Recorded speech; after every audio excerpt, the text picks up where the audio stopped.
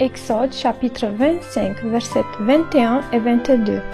Tu mettras le propitiatoire sur l'arche, c'est là que je me raconterai avec toi du haut du propitiatoire. Je te donnerai mes ordres.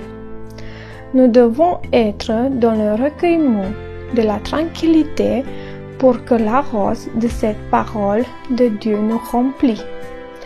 La propitiatoire, littéralement le siège de la miséricorde divine, représente ce lieu unique où Dieu nous appelle, nous rencontre afin de communiquer avec nous et de nous donner ses ordres.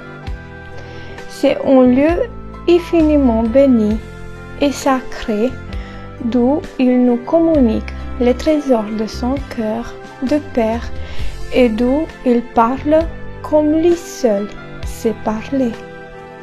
C'est un lieu sacré où nous sommes à l'abri des distractions, des bruits et des appels de la vie terrestre.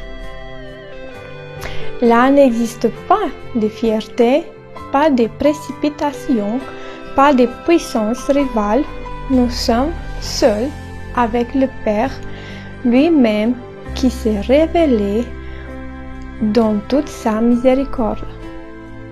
Il communique avec nous comme un ami qui parle à son ami, comme un père qui instruit, encourage, corrige et avertit son enfant qu'il aime. Dans ce recueillement béni, si nécessaire de nos jours, au-dedans du voile, il parle, il se donne et nous sommes taisons. Hébreux chapitre 10, versets 19 et 22. C'est là qu'il donne ses ordres. Tout ce que nous recevons du sanctuaire est revêtu de son autorité et de sa bénédiction. Ce secret est ignoré de beaucoup de chrétiens. Plusieurs n'ont pas même le désir de le connaître.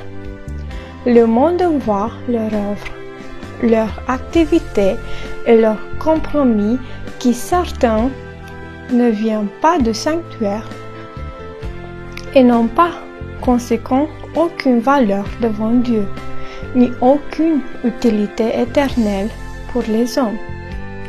Heureux le chrétien qui reçoit ses ordres du sanctuaire. C'est dans cette intimité qu'il peut plaindre pour des besoins du monde, intercéder pour les hommes dans l'esprit du Seigneur. Jésus lui-même, notre souverain sacrificateur.